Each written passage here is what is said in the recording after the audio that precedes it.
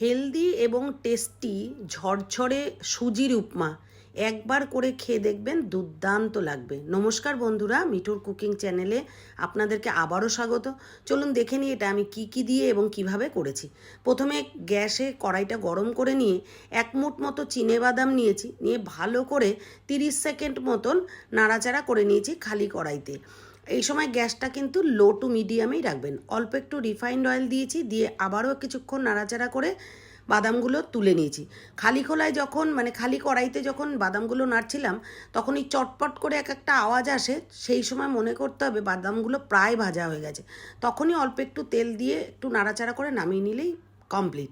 এরপর আরও একটু তেল দিয়ে ওর মধ্যে 1 চামচ জিরে, 1 চামচ সর্ষে দিয়ে কারি পাতা দিয়ে দিয়েছি, দিয়ে ভালো করে নাড়াচাড়া করে কুচি করে রাখা ক্যাপসিকাম, গাজর দিয়ে আরও কিছুক্ষণ ভালো করে মিশিয়ে নিচ্ছি তেল এবং মশলার সাথে। তারপরে 1/2 ইঞ্চি আদা গ্রেট করে দিয়েছি, একটা বড় সাইজের পেঁয়াজ আর 2টো কাঁচা লঙ্কা কুচি করে দিয়েছি। দিয়ে ভালো করে আবারও সমস্ত উপকরণ একসাথে নাড়াচাড়া করে নেব। এই সময় গ্যাসটা কিন্তু লো টু মিডিয়ামেই থাকবে।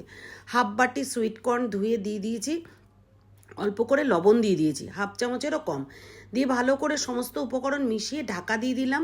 ঢাকা দিয়ে রাখলাম মিনিট খানেক। ঢাকা তুলে দেখুন কীরকম জল জল হয়ে গেছে, ওই ইভাপোরেশন হয়ে জলটা যেহেতু বেরোতে পারিনি, ওই জলটাতেই কিন্তু প্রায় সেদ্ধ হয়ে গেছে। একটা টমেটো কুচি করে রেখেছিলাম, ওটাও দিয়ে ভালো করে নাড়াচাড়া করে নিয়ে আবারও ঢাকা দিয়ে রেখেছি কিছুক্ষণ। সবজিগুলো সিদ্ধ হয়ে গেছে। এরপর আমি দিয়ে দিয়েছি 1 কাপ প্রথমে সুজি দিয়েছি। আপনারা আপনাদের ফ্যামিলি মেম্বার্স অনুযায়ী সেই পরিমাপে দেবেন। আমি 1.5 কাপ সুজি ব্যবহার করেছি। প্রথমে 1 কাপ সুজি দিয়ে সমস্ত সবজির সাথে মিশিয়ে নিয়ে তারপরে আবারও 1/2 কাপ সুজি দিয়ে এর মধ্যে 1 চামচ জ্যাগরি পাউডার আর আরও অল্প করে লবণ দিয়েছি। যেহেতু সবজিতে লবণ দেওয়া ছিল, ওই জন্য লবণটা কিন্তু পরে একটু কম করেই দিতে হবে। লবণটা দিয়ে লবণ মিষ্টিটা ভালো করে মিশিয়ে নিয়েছি। নেওয়ার পরে এরপরে অল্প করে জল নেব, 1/2 কাপেরও কম।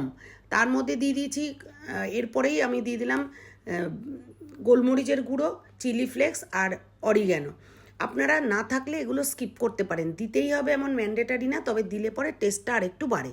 সেগুলোও আরেকটু ভালো করে মিশিয়ে নিয়ে এরপর উপর থেকে কিন্তু অল্প অল্প করে জল দেব। 1/2 কাপের কম জল নিয়ে প্রথমে এরকম অল্প অল্প করে জলটা ছিটিয়ে দিতে হবে, দিয়ে ভালো করে মিশিয়ে নিতে হবে। অবশ্যই গ্যাসটা কিন্তু লো টু মিডিয়ামে রাখতে হবে। তারপরে আবারও চারিপাশ দিয়ে জলটা ছিটিয়ে এইভাবে নাড়ালে পরে সুজিটাও সেদ্ধ হবে আর একদম ঝুরঝুরে হবে, কাদা কাদা হয়ে যাবে না। বেশি জল পড়ে গেলে কিন্তু একসঙ্গে লেগে যাবে। একেবারেই রেডি। এরপরে উপর থেকে বাদাম ছড়িয়ে দিয়ে আর 1 চামচ ঘি ছড়িয়ে দিয়ে ঢাকা দিয়ে রাখবো। 10 থেকে 15 মিনিট ঢাকা দিয়ে রেখে তারপরেই সার্ভিং বলে শিফট করে দেবো।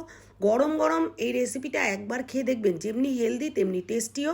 পেট ভরে থাকে অনেকক্ষণ। টিফিনেও দিতে পারেন, তা বাদ দিয়ে ব্রেকফাস্ট বা ডিনারেও এটা খেতে পারেন।